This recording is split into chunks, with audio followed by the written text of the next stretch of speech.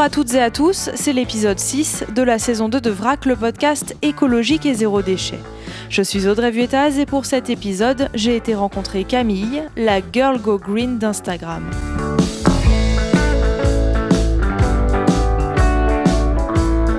Nous nous étions rapidement croisés il y a presque 2 ans au festival Zero Waste. Je suis ravie de l'avoir revue et de l'avoir interviewée pour ce podcast, car son compte est l'un de mes préférés. Elle est super douée pour rendre le zéro déchet désirable et pour dénoncer avec humour les dérives anti-écolo de nos sociétés. Mention spéciale à son sketch sur les roses de la Saint-Valentin. Pour la petite histoire et pour recontextualiser notre entretien, sachez qu'il s'est déroulé 3 jours avant le premier tour des municipales et bien sûr, avant le confinement. Bonne écoute!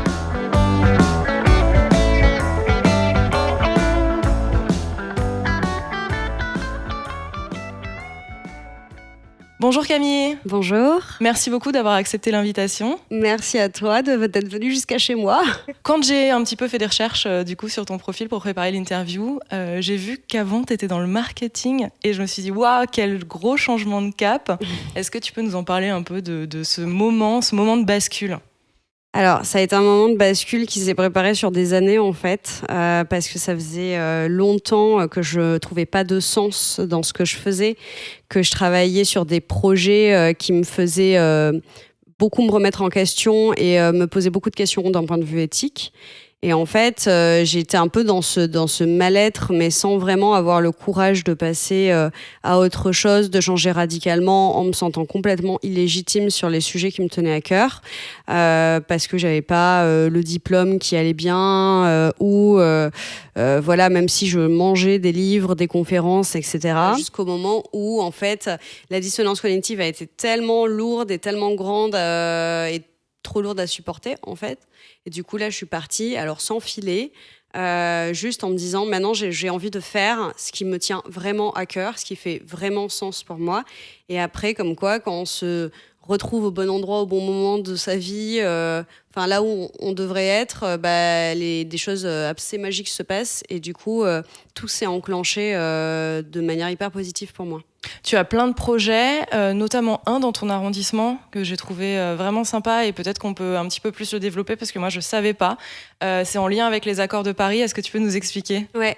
Alors il faut savoir que en 2019, normalement, toutes les municipalités se sont engagées à écrire un plan climat de la ville ou de la municipalité qui a pour but d'être une déclinaison au niveau du territoire, des accords de Paris. Au niveau de Paris, il y a en effet ce qu'on appelle le PCAET, donc c'est le plan climat-énergie de Paris, qui est un document hyper bien fait. Il y a 500 mesures, c'est génial, c'est hyper ambitieux, etc.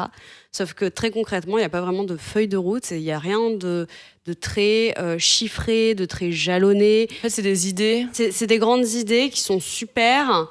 Mais derrière, tu as envie de leur dire, OK, les gars, comment on fait ça, comment on y va, et puis surtout, au niveau des arrondissements, comment ça se passe. Et donc, du coup, on a monté un collectif citoyen, en fait, au niveau du 18e arrondissement. On a recruté des gens et le but, c'était de faire travailler ensemble toutes les parties prenantes du territoire, des élus, des associations, des particuliers et des entreprises qui travaillent sur le territoire du 18e. Et ensuite, ce qu'on voulait, c'était justement leur faire écrire de manière très concrète, très appropriable par les membres de la mairie, on leur faire écrire une feuille de route. Et le but était de profiter des municipales pour aller voir tous les candidats, pour forcer en fait cette mesure, ces engagements. Mettre la pression. Voilà, pour leur mettre la pression, en fait, faire vraiment un plaidoyer et faire en sorte qu'ils inscrivent en fait notre plan climat qui a été co-construit par tout le monde, en fait, quelle que soit la couleur politique, leur proposer, en fait, leur demander de faire rentrer ça dans leur programme électoral. Et alors, ça a fonctionné ? Comment ça a été reçu par les différents candidats ? Il y a eu des freins ou pas ? Alors, moi, je suis partie à la fin je suis partie du collectif pour des raisons pro, en fait, parce que j'avais trop de travail par ailleurs. Mais ils sont actuellement en train de démarcher les candidats. D'accord.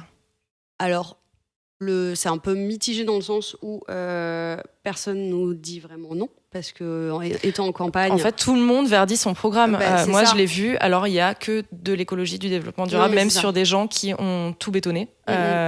Donc là, évidemment, j'imagine qu'ils... Donc là, en effet, quand on arrive et qu'on vient les voir et on dit « Oui, on a un collectif de citoyens, on a écrit... » Tout le monde nous dit oui, en fait. Sauf que derrière, c'est un peu... Bah ouais, mais dans les faits, qu'est-ce qui va vraiment se passer ? Donc c'est un peu difficile à gérer, de calculer véritablement l'impact que l'on peut avoir à travers ça.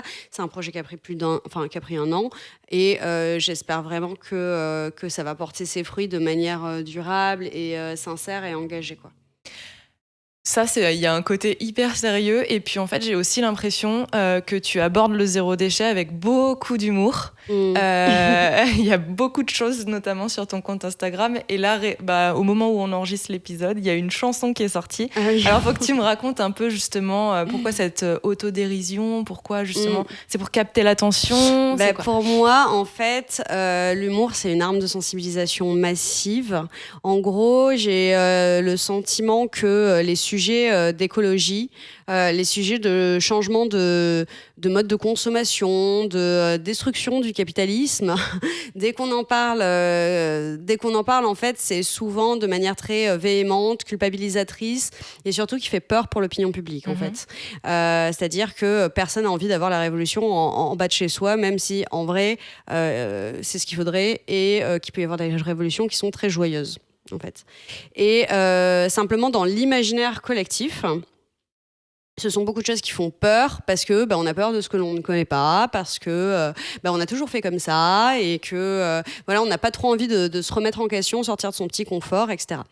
Et une manière de lever en fait cette barrière pour moi, c'est d'utiliser la dérision, c'est d'utiliser l'humour, c'est d'utiliser des choses qui sont plus légères pour parler de sujets qui sont graves en fait. Ça permet en fait d'ouvrir l'écran, cet écran-là, même si le fond il est hyper sérieux, cet écran-là, ça permet d'ouvrir le chemin vers le cœur en fait, parce que le cerveau il en faut, mais il y a un moment où quand on est assaini de chiffres qui sont plus accablants et déprimants les uns que les autres, en fait on tombe tous dans une grosse phase de solastologie quoi. On est tous en mode éco-anxiété et déprime et il y a un moment où moi je crois beaucoup dans le fait que la solution elle se retrouvera dans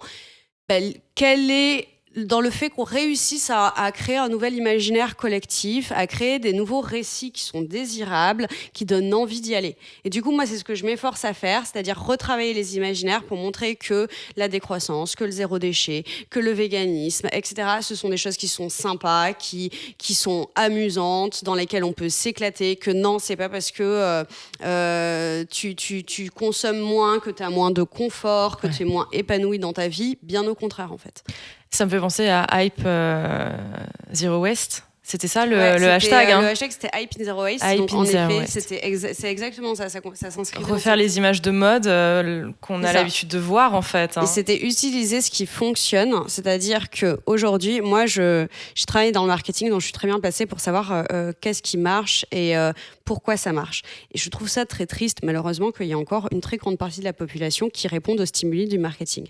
Néanmoins, c'est une réalité. Et en fait, je m'étais dit, écoutez, on va pas changer le monde du jour au lendemain. Tout le monde ne va pas avoir un regard hyper critique en se réveillant le matin sur sa consommation, sur les messages de marque, sur les insights qui sont utilisés, etc. Donc, on va utiliser ça, qui fonctionne très bien, mais à profit de quelque chose qui est plus louable que simplement vendre un énième shampoing plein de silicone, quoi. Et ça a super bien marché. Et ça a super bien marché. En fait, les gens c'était assez dingue. Moi, j'ai fait ça pour m'amuser. Parce qu'au final, j'ai fait une campagne de com, d'une certaine manière, mais au profit de simplement un mode de vie zéro déchet. Et je me suis beaucoup amusée à le faire. Et en fait, j'ai lancé un hashtag, les gens se sont complètement approprié le truc et c'était incroyable. Enfin, vraiment, non seulement ça m'a fait plaisir de voir que j'étais pas la seule à me marrer, il y avait d'autres personnes aussi qui prenaient le truc à bras le corps et puis il y a eu des idées mais incroyables, il y a eu des réalisations qui étaient dignes de campagne de com quoi, genre vraiment. Et j'étais trop impressionnée quoi.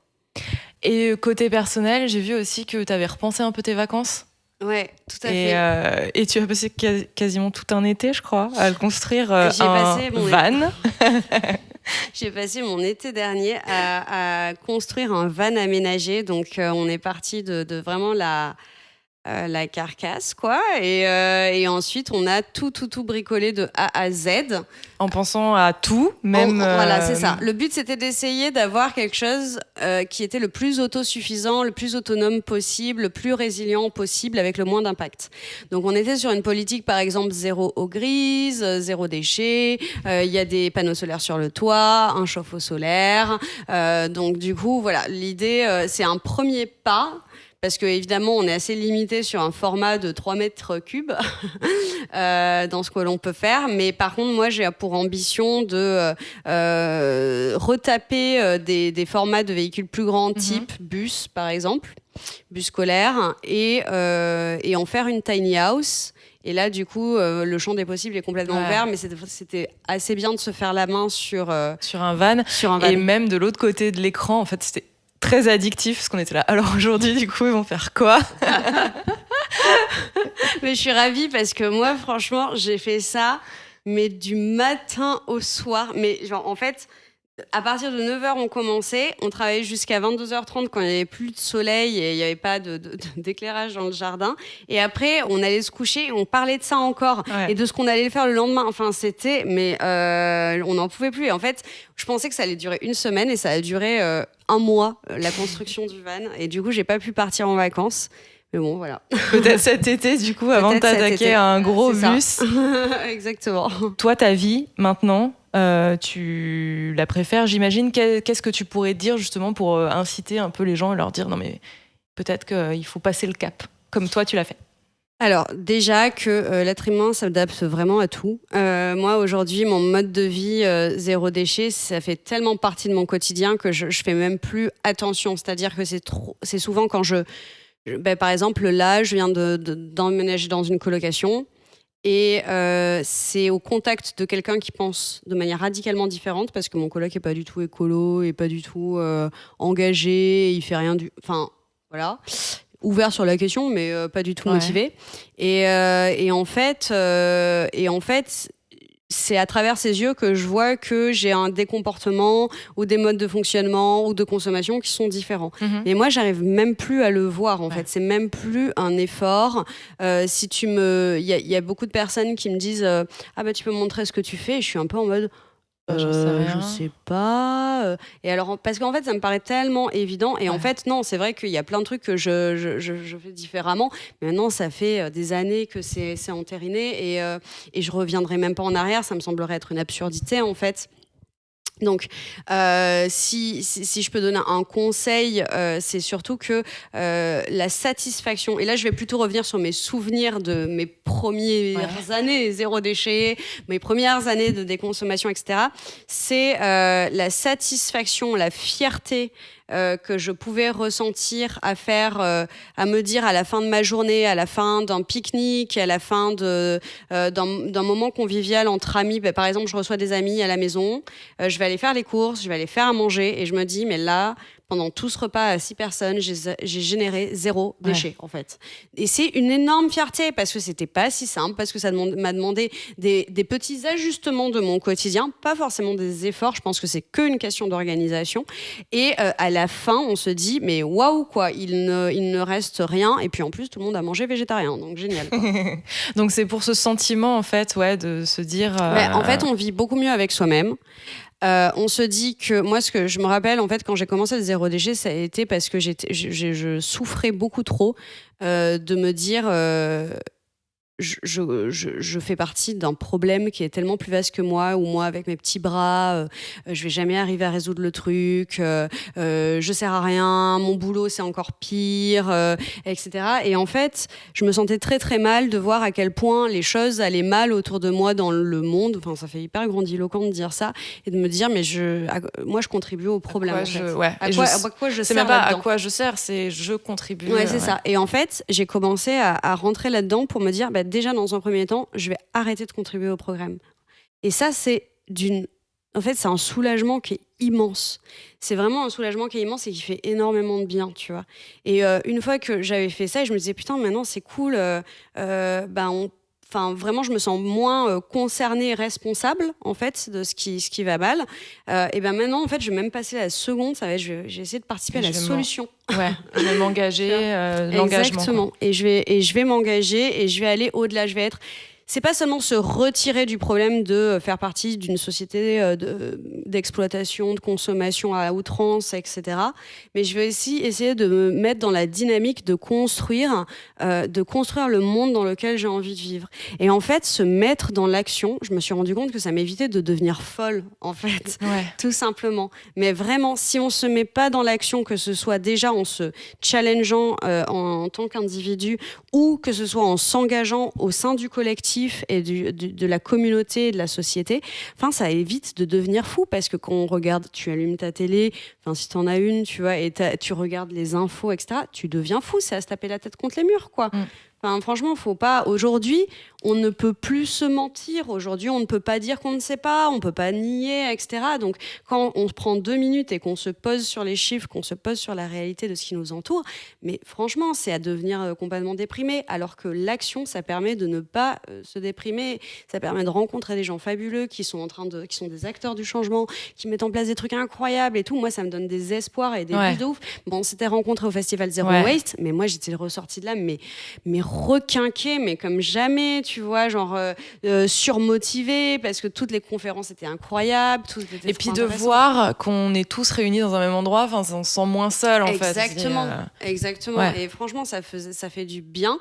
Et du coup, j'ai décidé de me mettre en quête de ça et d'aller chercher ça pour mon bien-être personnel et aussi pour le fait de contribuer positivement à des projets, des modes de vie qui me dépassent. Mais en fait, je me disais aussi, je vais rencontrer des gens qui vont me faire du bien parce que ils s'engagent, parce qu'ils me tirent vers le haut, parce qu'ils me challenge, etc., parce qu'on pense pareil. Alors le but, c'est pas de tomber dans l'entre-soi non plus.